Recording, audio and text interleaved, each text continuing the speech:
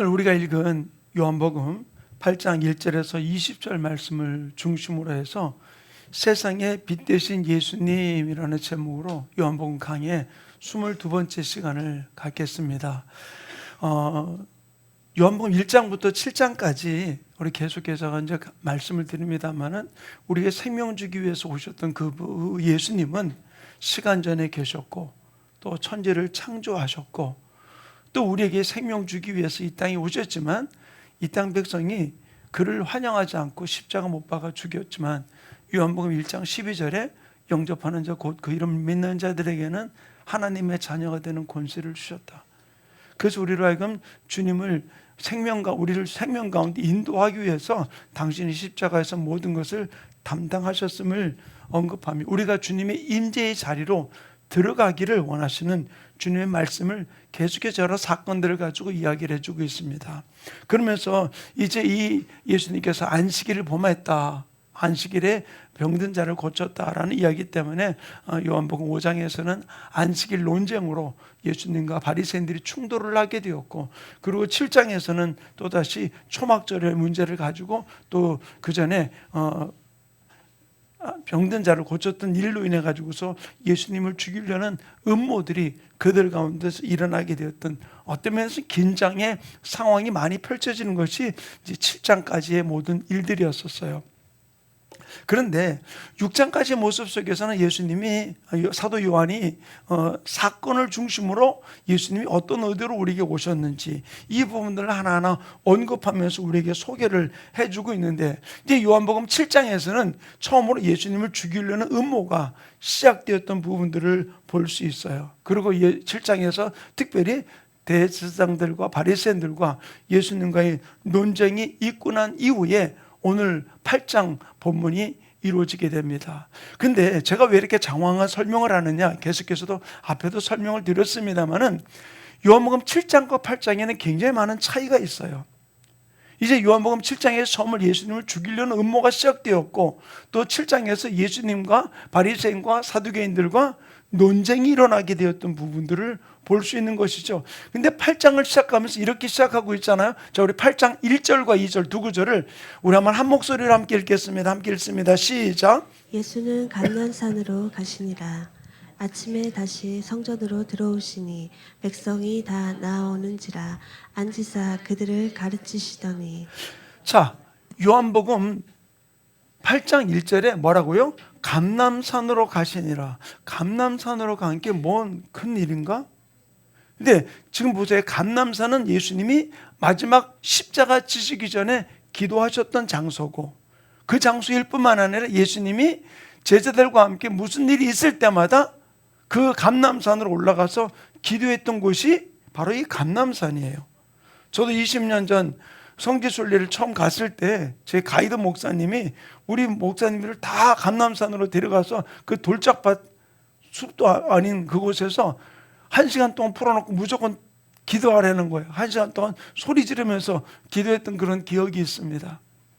근데 그 감람산에 갔다. 그게 뭔 큰일이냐. 근데 그 다음에 2절에 뭐라고 얘기해 주고 있습니까? 아침에 다시 성전으로 들어오셨다. 그리고 성전에서 백성들을 가르쳤다라고 이야기합니다. 이 말씀이 왜 중요한가? 많은 신학자들이 이것이 요한복음 또 요한신학이라고도 이야기하는데, 요한복음의 굉장히 중요한 키포인트라고 이야기하는 거예요. 전환점을 이야기를 해주고 있는 것이죠. 이 감람산에 갔다가 성전으로 다시 들어온 이 사건이 왜 그렇게 중요한가? 저는 이 부분들 우리 좀 함께 설명을 좀 함께 드리면서 우리 성도들이 하나님이 우리에게 구세주로 오시기 위해서 우리 삶의 주인이 되기 위해서 오셨던 그 예수님을 우리가 어떻게 받아들여야 될 부분들인지에 대한 것들을 다시 한번 살펴볼 수 있고, 진실 어떤 일들 속에서라도 예수님이 내 삶의 주인 되심을, 나의 구세주 되심을, 나의 메시아 되심을 우리가 어떤 일들 속에서라도 고백하고 주님을 바라보고 나가는 삶이 이루어지기를 간절히 축원합니다. 자, 7장까지 속에서 이스라엘 백성들은 무엇입니까? 성전 중심의 삶을 살았어요. 그들은 이 성전은 어떤 일들 속에서 무너지지 않는다. 그리고 솔로몬 성전을 그들은 섬기면서 하나님이 여기 함께 계시기 때문에 누구도 우리 이스라엘 백성들을 넘볼 수 없다라고 이야기를 해주고 있었던 것이죠. 그런데 이 성전 중심으로 살아가던 유대인들에게, 바리새인들에게 예수님이 인간의 몸을 입고 이 땅에 성육신에서 오셨고 내가 메시아다라고 이야기했음에도 불구하고 성전에 오신 예수님을 유대인들은 거부를 했어요. 그리고 예수님을 반박하게 된 것이죠. 그리고 심지어는 7장에서 어떻게 합니까? 예수님을 죽이려는 음모까지 지금 벌어지게 되었던 것이죠. 그래서 오늘 8장 1절에 감람산으로 가시니라, 그리고 그 다음날 아침에 성전으로 들어오시니라 라는 이 사건이 왜 중요한가 하면은 성전 중심으로 살던 그 유대인들이 성전이신 예수님이 오셨던 그 예수님을 거부하는 그들이 이제 성전을 떠나가셨다가 다시 아침에 성전으로 들어오시는 이 부분들은, 자, 한번 이렇게 보면 될 거예요. 이스라엘 성지순례 가지 않았기 때문에 이스라엘 성전에는 동쪽 문이 있습니다. 동쪽 문 바로 앞에가 바로 감람산이에요. 그리고 동쪽 문은 막혀 있어요. 왜 그러냐? 마지막 때에 그 왕이 그곳으로 들어오실 것이라고 예언되어 있기 때문에 지금도 동쪽 문은 막혀 있는 상황이에요. 근데 예수님이 그 문을 나가셨다가 감람산으로 가셨다가 그 다음 날 아침에 다시 들어오셨다는 얘기는 뭐냐면 하나님의 임재를 거부하던 이스라엘 백성들을 떠나 감람산으로 가셨다. 감람산은 제가 언급했죠. 예수님이 자기가 문제가 있을 때마다, 기도할 제목이 있을 때마다 항상 올라가서 하나님과 대화하던 곳이 바로 감람산이었던 것이죠.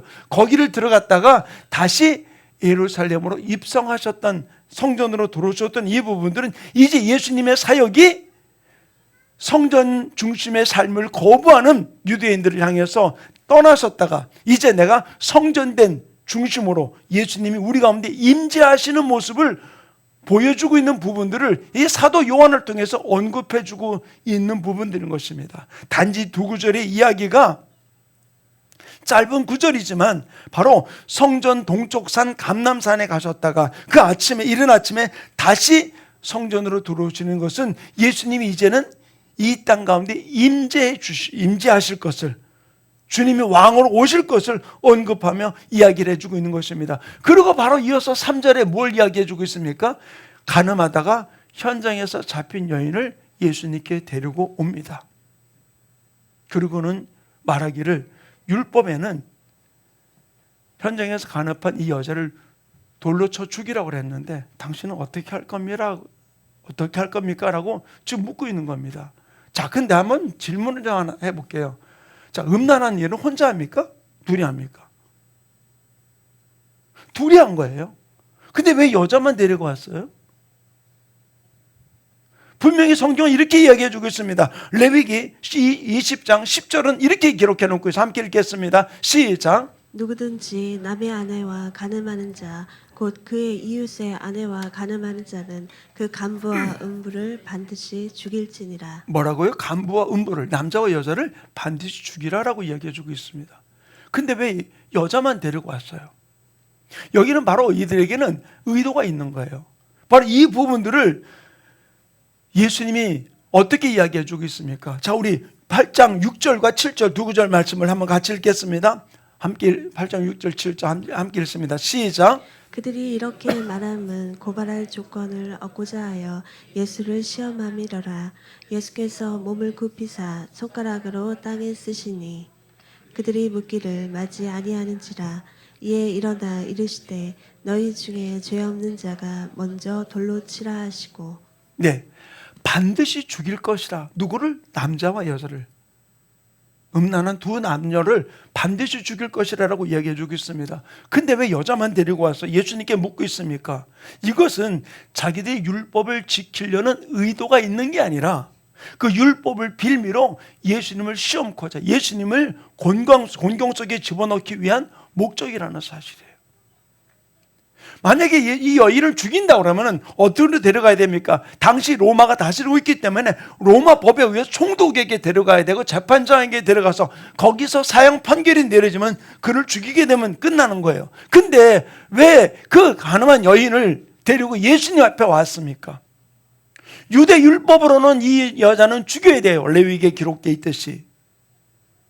근데 지금 사형 판결을 내릴 수 있는 법적 권한이 있는 로마법으로 가지 아니하고 예수님께 데려온 의도가 바로 무엇이냐? 그럼 예수님이 율법대로 그를 죽여라 그러면은 어디에 저촉이 되느냐? 로마법에 저촉되는 거예요. 왜? 로마 법정에 가지 아니하고 자기 개인이 한 여인을 죽이라고 음부라고 죽이라고 이야기를 했으니까 이 어떤 면 로마법에 저촉되는 부분들이에요. 근데 만약에 죽이지 말라 그러면은 유대법에 돌로 쳐 죽이라고 얘기했는데 그 법에 저촉되는 것이죠. 결국 예수님을 시험하기 위해서 이들은 예수님을 그 딜레마에 빠뜨리게 하기 위해서 이런 일을 이루게 되었던 것이죠. 그런데 예수님은 그들에게 무엇을 이야기합니까? 너희 중에 죄 없는 자가 먼저 돌로 치라 라고 이야기를 합니다. 그리고 예수님은 다시 바닥에다 글을 쓰기 시작을 합니다. 근데 어떤 일이 벌어집니까?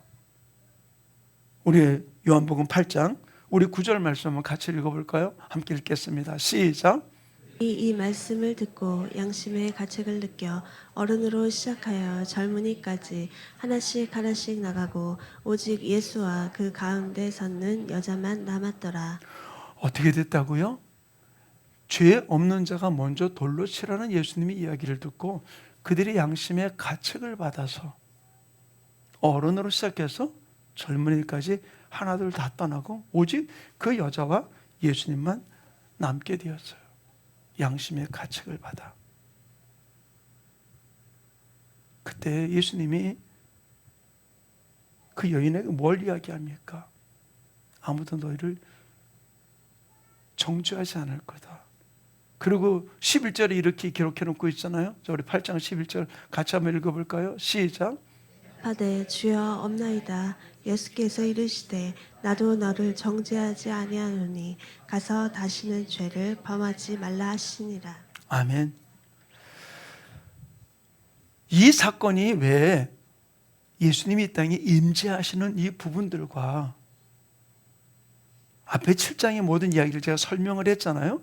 그리고 감람산에 가셨다가 다시 성전으로 들어오신 이 사건과 어떤 연관을 갖고 있느냐라는 부분들이에요. 예수님은 이 땅에 오신 목적이 바로 무엇입니까? 우리의 죄를 지적하고 우리의 잘못과 우리의 실수를 들춰내기 위해서 오신 분이 아니라는 거예요. 우리가 하나님의 말씀에 의해서 또한 하나님의 빛 대신 주님 앞에 비춰져 가지고서 우리의 허물이 드러나고 우리의 죄가 드러나고 내 양심의 찔림을 받고 양심의 가책을 받았을 때 회개하고 주님께 돌아올 때 주님은 그를 사해 주기 위해서 예수님은 이 땅에 오신 거예요. 우리 죄를 씻어주기 위해서 오신 분이 바로 예수님이라는 사실이에요. 그래서 예수님은 이 여인에게 뭘 이야기합니까? 나도 너를 정죄하지 아니하노니 다시는 가서 죄를 짓지 말라라고 이야기를 합니다. 진정으로 예수님이 이 땅에 오신 하나님의 사랑을, 예수님의 그 사랑을 우리가 알고 있다면은 우리는 남을 비판하고 정죄하지 않는 것이죠. 왜 예수님이 그들에게 묻습니까? 너희 중에 죄 없는 자가 먼저 돌로 치라라고 이야기를 해주고 있어요. 근데 그들이 지금 씩씩대면서 돌을 들고 지금 예수님께 이 여인을 데리고 왔다가 지금 그 분노 속에 있는 그들, 곧 들어서 돌을 던져가지고서 이 여인을 죽이려고 하는 그 무리들 앞에 죄 없는 자가 먼저 돌로 치라고 그랬을 때 그들이 그 소리를 듣자면 어떡합니까? 지금 죄 지은 그 여인을 바라보는 게 아니라 내 삶을 바라보기 시작했던 것이죠. 그러니까 그들의 마음에 찔림을 받아 하나둘 돌을 내려놓고 그 자리를 떠나게 된 모습을 볼 수 있어요. 우리가 진정 예수님의 사랑을 우리가 깨닫는다면은 누구를 비판하고 판단하고 정죄하는 삶이 아니라 우리가 진실로 주님이 우리를 사랑하셨듯이 모든 것을 품고 사랑하고 용서하고 나가는 삶이 일어나게 되는 줄로 믿습니다. 내 안에서 진정한 하나님의 십자가의 사랑을 내가 알았다면은 다른 사람 눈에 있는 허물을 보는 것이 아니라 내 눈에 있는 들보를 보는 삶이 이루어짐을 성경은 기록해 놓고 있어요. 내가 예수님을 십자가에 못 박아 죽인 장본인이 바로 나라는 사실을 안다면은 남의 조그만 허물 때문에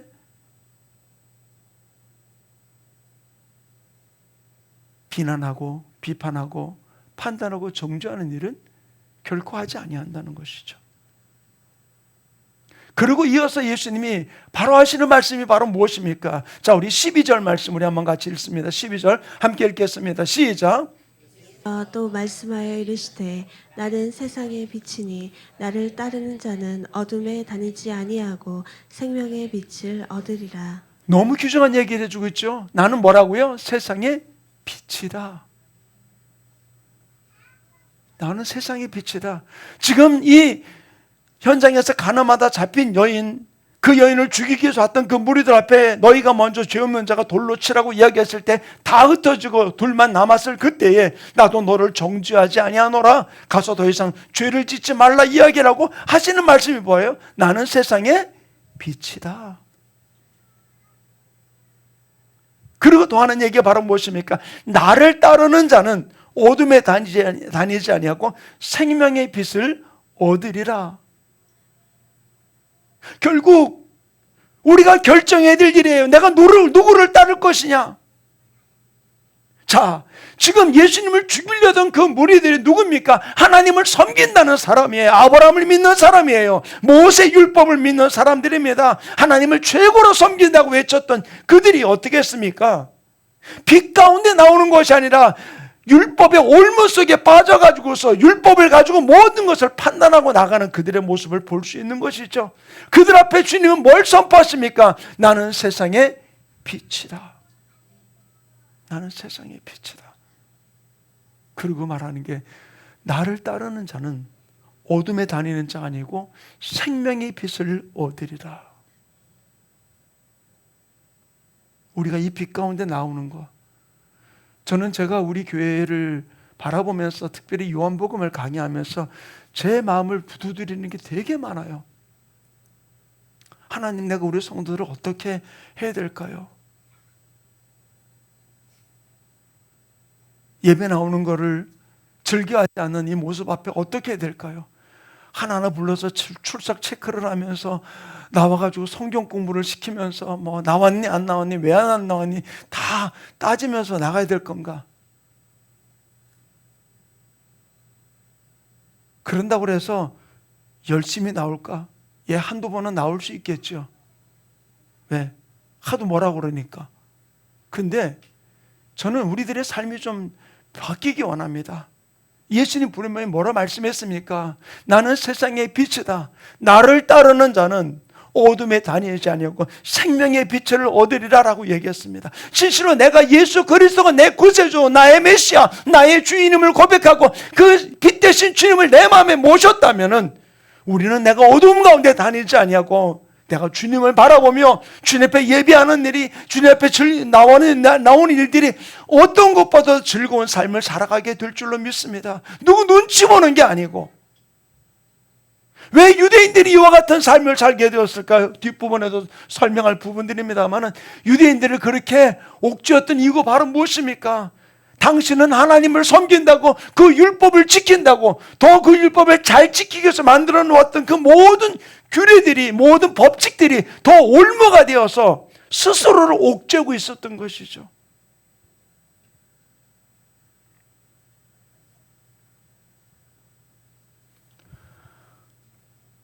옛날 어른들이 그러죠. 멸치는 어떻게 해야지 맛이 있대요? 달달달달 볶아야지 맛있대요. 근데 달달달달 볶은다고 다 맛있느냐? 교인들도 그렇게 하면 되느냐? 저는 그렇다고 생각하지 않아요. 진짜 내가 예수님을 만났느냐 안 만났느냐예요. 결국 내가 살아가는 삶이 예수님을 만난 자의 삶을 살고 있는지, 예수님이 내 삶의 주인인 삶을 살고 있는지, 아니면 내가 내 주인이 되어 있는지. 저는 우리 충만교 모든 성도들을 통해서 이제는 주님을 바라보고 나가는 삶이 이루어지기 원합니다. 그래서 예수님 이런 얘기 하셨잖아요. 자, 요한복음 8장 15절 말씀 우리 한번 같이 읽어볼까요? 함께 읽겠습니다. 시작. 너희는 육체를 따라 판단하나 나는 아무도 판단하지 아니하노라. 자, 너희는 육체를 따라 판단하나. 바로 너희가 누굽니까? 바리새인과 사두개인들 대상을 이야기하는 거예요. 너희는 육체를 따라 판단하나. 육체로 너희가 율법을 어떻게 지켰는지 안 지켰는지 어떻게 했는지 이 부분들. 왜 예수님을 죽이려는 이유가 바로 무엇입니까? 안식일 날 병을 고쳤다는 이야기, 38년 된 병자를 고쳤다는 이야기 때문에 지금 예수님을 죽이려고 하는 부분들이거든요. 안식일을 범했다고. 무엇 때문에 그러면 너희는 육체를 따라 판단하나 밖으로 보이는 부분들로 판단하나. 뭐라 했습니까? 나는 아무도 판단하지 아니하노라.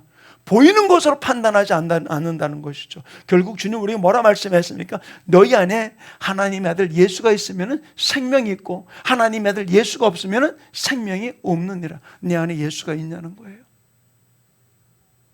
요한복음 2장에서 뭘 말씀을 드렸습니까? 그 가나 혼인잔치에 물이 또 포도주가 떨어진 그 잔치에 물이 변해 포도주가 될 수 있었던 이유는 바로 무엇입니까? 예수님이 손님으로 온 게 아니라 주인으로 왔을 때, 그 주인으로 종들이 대접했을 때 그 예수님의 지시를 따라 아구까지 물을 채워라니까 물을 아구까지 채우고 떠다 주라고 그러니까 떠다 주었을 때 물이 변해 포도주가 된 거잖아요. 흉내만 내서 된 게 아니잖아요. 우리가 진실로 이 땅을 살아가면서 하나님이 우리에게 원하시는 모습 앞에 내 마음을 드리면서 주님 앞에 달려가는 삶이 일어나야 될 줄을 믿습니다. 그래서 요한복음 7장 24절에 뭐라고 그랬습니까? 외모로 판단하지 말고 공의로 판단하라 그랬어요. 겉으로 보이는 거 가지고 판단하지 말라는 얘기죠.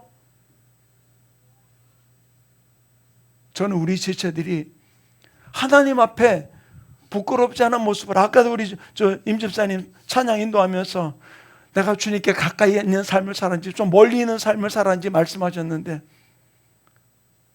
그 말씀에 찔림이 있다면 우리가 주님께 날마다 가까이 가는 삶의 역사가 일어나야 될 줄을 믿습니다. 가까이 가는 게 목사님은 맨날 그런 교회 오라고, 퇴근하고 힘든데 교회 오라고. 여러분이 주님과의 관계예요.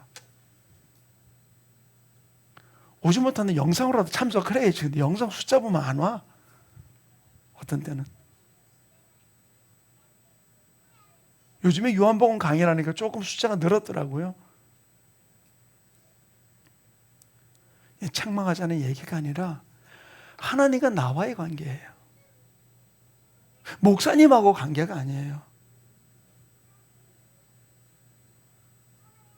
너희는 외모로 판단하나? 나는 공의로 판단하노라. 너희는 육체로 모든 걸 판단하나? 나는 판단하지 아니하노라. 사랑하는 성도님, 사람에 대해서 바리새인의 관점으로 바라볼 것인가, 예수님의 관점으로 바라볼 것인가, 각각 달라지는 부분들을 언급하며 이야기를 해주고 있어요. 저는 오늘 요한복음 8장 1절부터 20절까지 말씀을 통하여서 예수님이 우리에게 무엇을 주기 원하시는가 하는 부분들을 세 가지로 우리 성도들과 함께 나누기 원합니다. 첫 번째로 예수님의 사마리아 여인의 이야기를 통해서 그들은 분해가지고서 돌을 들고 이 여인을 죽이기 위해서 쫓아왔지만 예수님은 어떻게 했습니까? 바로 정죄가 아니라 용서로 사람을 세우는 예수님의 모습을 볼 수 있어요. 사랑하는 성도님, 현장에서 가나마다 잡힌 이 여인, 예수님을 시험하기 위해서 예수님 앞에 끌고 왔지만 예수님은 뭐라고 얘기합니까? 죄 없는 자가 먼저 돌로 치라. 그리고 다 떠나고 나니까 나도 너를 정죄하지 아니하노라.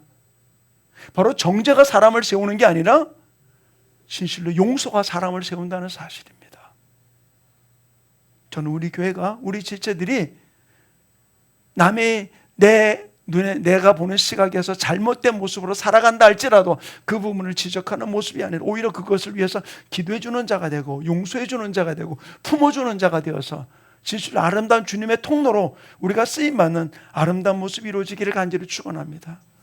저도 가정사역을 하면서 또 결혼 예비학교도 하지만은 늘 그러잖아요. 결혼하기 전에 두 눈을 번쩍 뜨고 그리고 내 배우자 될 사람을 좀 살피고 결혼한 다면 어떻게 하라고요? 어떻게 하라고요? 한쪽 눈을 감아야 돼. 그래서 우리가 보면 결혼하고 난 다음에 왜 이렇게 단점이 보여? 그게 아니라 한쪽 눈을 감아야 돼. 그래서 단점을 바라보는 자가 되지 말고 장점을 바라보고 나가는 거. 우리가 진실로 이 땅을 살아가면서 바로 예수님은 어떤 모습을 보여주고 있느냐, 바로 정죄가 아니라 용서로 세우시는 예수님의 모습이 우리의 모습이 되어서 달려가기 원합니다. 너희가 죄 없는 자가 돌로 치라고 얘기했을 때 바로 그 얘기를 듣고 내 속에 있던 이중적인 잣대를 보게 되니까 그들은 떠나갈 수밖에 없었어요. 내 안에도 이중 잣대가 있지는 않습니까? 내가 하면 로맨스고 남이 하면 불륜이라고, 내 거는 다 덮어놓고 이중적인 잣대를 가지고서 남만 판단하고 나가는 부분들이 있다면 우리가 주님 앞에 회개하고 주님이 원하시는 모습으로 달려가는 삶이 일어나야 될 줄로 믿습니다. 진정은 정죄가 아니라 바로 진정으로 용서와 회복을 통하는 아름다운 통로로 쓰임받는 우리 충만케 모든 성도들 되기를 간절히 축원합니다. 두 번째로 주님 우리에게 보여주는 것은 바로 무엇입니까? 자, 우리 8장 12절 말씀을 한번 같이 읽어볼까? 8장 12절 같이 읽습니다. 시작. 또 말씀하여 이르시되 나는 세상의 빛이니 나를 따르는 자는 어둠에 다니지 아니하고 생명의 빛을 얻으리라. 아멘. 어떤 분이, 예수님 어떤 분이냐? 바로 어둠에서 빛으로 인도하시는 예수님의 모습이에요. 우리가 어둠 가운데 있지만, 죄악이 어둠 가운데 있지만, 그러나 주님 뭐라 그랬습니까? 나는 세상의 빛이니 너희가 어둠에 다니지 말고 나를 따라서 빛 가운데 생명을 얻으라 말씀하시면서 우리를 빛 가운데 인도하시는 예수님의 모습을 찾아볼 수 있어요. 사랑하는 충만교회 성도님, 바로 이 여인이 모든 사람들로부터 현장에서 잡혔던 이 여인은 이제는 어떤 변명도 할 수 없는 상황입니다. 그러나 그럼에도 불구하고 이 어둠 속에 있어 모든 것을 포기한 가운데 있던 이 여인에게 바로 예수님은 빛으로 다가오셔서 나도 너를 정죄하지 아니하노니 더 이상 죄를 짓지 말라 라고 얘기하면서 그 여인을 보내는 모습을 볼 수 있어요. 오늘날 우리는 이 세상의 죄의 유혹과 죄의 어둠 속에서 얼마나 방황할 때가 많이 있습니까? 또 방향을 잃어버릴 때 얼마나 많이 있습니까? 그러나 예수님 우리에게 말씀하십니다. 나는 세상의 빛이니 너희가 어둠에 다니지 말고 빛 가운데 나오라고 주님 말씀하십니다. 바로 어둠을 밝히는 길과 진리와 생명 되신 예수님, 그 예수님을 붙들고 우리 충만케 모든 성들이 내가 어느 자리에 있든지 주님과 동행하는 아름다운 축복의 주인공들이 되시기를 간절히 축원합니다. 마지막 세 번째로 예수님은 어떤 분이시냐? 자, 너희는 육체를 따라 판단하나 나는 판단하지 아니하노라. 이 이야기가 바로 무슨 얘기인가 하면 예수님은 참된 우리를 자유로 인도하시는 예수님이라는 것이에요. 자유로 인도하시는 분. 왜 그러냐? 바리새인과 사두개인들이 지금 뭘로 이 여인을 또 예수님을 지금 비판하고 판단하고 정죄하고 있습니까? 다른 것 아니에요. 그들이 가져온 율법 때문에 그래요. 율법을 어겼으니까. 율법을 어기지 않았다는 얘기예요. 아니라 그 여인은 율법을 어겼습니다. 레위기의 율법에 보면 그 여인과 함께 했던 음란했던 사람을 둘 다 쳐 죽여야 되는 부분들이에요. 그러나 주님이 여기서 이야기하는 것은 바로 무엇입니까? 그 율법에 얽매여 가지고서 살아가던 그들. 제가 이번에 성지순례 갔을 때 가이드 목사님이 그런 얘기 하더라고요. 이번에는 안식일이라서 유제품이 안 나올 겁니다 그러더라고요. 왜? 안식일 날은 섞어서 먹으면 안 되거든요. 그래가지고서 호텔도 안 나와요. 우유를 먹으려고 타잡아도 뭐 다른 게 치즈가 들어가면은 안 나오는 거예요. 섞어서 먹으면 안 되니까. 그리고 이스라엘 유대인들이 사는 엘리베이터는 안식일 날만 되면은 각 층에 사람이 있든지 없든지 다 쓰고 다 올라갔다 내려온대요. 왜? 버튼을 누르는 것도 일이니까. 그걸 누가 만들어놨어요? 자기들 나름대로 지킨다고 만들어놓고 스스로 옥죄해 놓은 거예요. 그래서 예수님이 지금 뭘 이야기해 주고 있습니까? 바리새인과 사두개인들을 향해서 너희는 육체로 판단하나 나는 판단하지 아니하노라. 그들은 율법적인 그 부분들을 가지고서 스스로를 더 옥죄이고 이렇게 하면 안 돼, 이렇게 하면 안 돼, 이렇게 하면 안 돼. 그래가지고서 모든 걸 다 했던 것이죠. 그 우리 가이드했던 목사님 그런 얘기 하더라고. 한 번은 옆에서 유대인이 부르더래요. 왜 그러냐 했더니 저 우리 집 불 좀 켜달라고. 왜? 안식일에 사기를 키면 일이니까.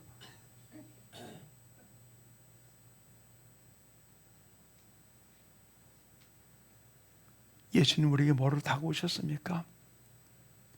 정작 어떤 면은 율법이 우리의 자유를 잃어버리게 만들었어요. 근데 예수님은 우리에게 빛으로 오셔서 우리에게 참된 자유가 무엇인지를 보여준 것이죠. 방종하지 말고 우리 주님이 우리가 허락하신 이 자유를 예수 안에서 누리며 살아갈 수 있는 아름다운 삶이 이루어지기 원합니다. 예수님이 여인에게 너는 가서 다시 죄를 범하지 말라라는 이야기가 단순한 죄를 짓지 말라는 금지가 아니에요. 이제는 예수 안에서 새로운 삶을, 자유의 삶을, 기쁨의 삶을, 희락의 삶을 살아가라고 이야기한 것이죠.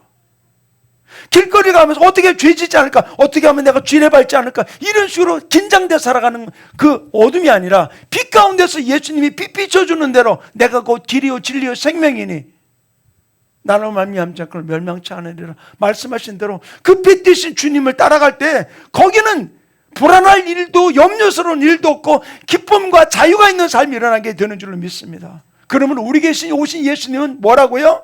참된 자유로 인도하시는 이 예수님이 지금 나와 함께 있다는 사실을 기억하면서 나를 억누르는 모든 것에서부터 우리가 자유하며 주님 원하실 승리의 삶을 살아가는 우리 충만케 모든 성도들 되기를 간절히 축원합니다. 빛으로 오신 예수님을 통해서 이제는 정죄가 아니라 용서로, 어둠이 아니라 빛으로, 그리고 주님이 주신 이 진정한 자유를 누리는 아름다운 축복의 주인공으로 주님을 바라보며 예수님이 나의 기쁨, 나의 반석, 나의 생명됨을 기억하면서 우리 찬송가 95장 우리 나의 기쁨, 나의 소망 이 찬양 우리 뜨겁게 찬양하고 우리 함께 합심해서 우리 기도하고 말씀 듣는 기도하고 기도하는 시간 갖기 원합니다.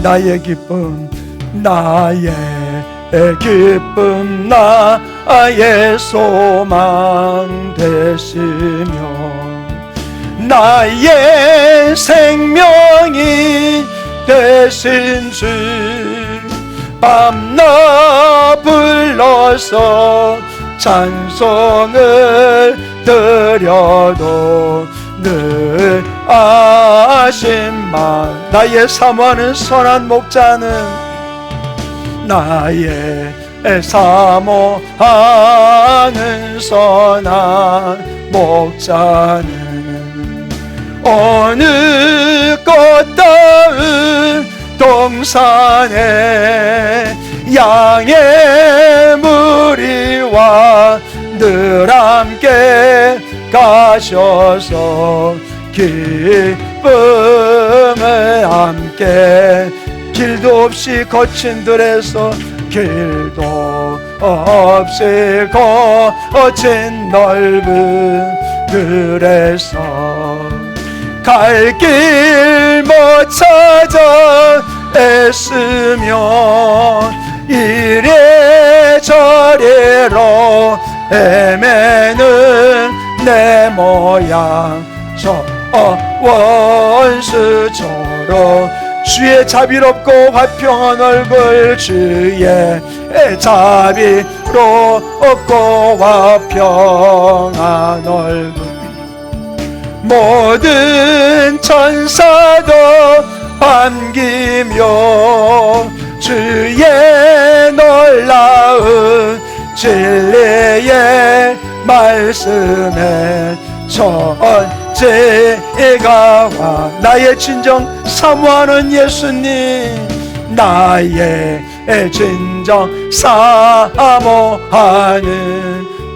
음성조차도 안 갖고 음성조차도 반갑 아멘 아멘 아멘 나의 생명과 나의 참 소망은 오직 주 예수 오늘 시간 말씀 붙들고 주여 내 안에 주님의 자유를 가지고 주 빛 대신 주님을 따라 승리하는 삶을 살게 나를 붙들어 달라고 우리 주만께 우리 가정을 붙들어 달라고 우리 주 한번 해주고 동성으로 기도합니다. 주여 할렐루야 보지 않는 감사님이 오늘도 귀한 말씀을 통해서 우리에게 빛을 오신 예수님 실실로의 생명주기 위해서 오신 예수님 우리 어둠에서 빛을 인도하신 하나님 율법의 아버지 하나님 억눌리면서 우리를 자유케 하기 위해서 오신 그 예수님 내 마음에 모시고 주인으로 모시고 주님과 동행하며 달려가는 우리 충만교 모든 성도의 삶이 이루어지게 성령님 기름 부어주시고 붙들어 주셔서 우리를 자유하지 못하게 만들고 아버지 진리란 진리 진리가 너희를 자유케 하리라 말씀했음에도 불구하고 예수 안에 있음에도 불구하고 아버지 안에 율법에 매여서 아버지 억눌렸던 나의 삶을 풀어주시고 이제는 진실을 원하시는 참된 자유를 누리며 승리하는 삶을 살아가는 아름다운 축복의 주인공들 되게 능력으로 인도해 주시고 기름 부어 주셔서 아버지 주님 원하시는 참된 기쁨과 참된 자유를 누리며 승리하는 아름다운 축복의 주인공들 되게 우리 모든 지체들 어둠에서 빛으로 인도하신 생명 되신 예수님 붙들고 승리하는 아름다운 주인공 되게 능력으로 인도해 주시고 기름 부어 주시고 역사하여 주시옵소서. 사랑이 많으신 하나님 아버지,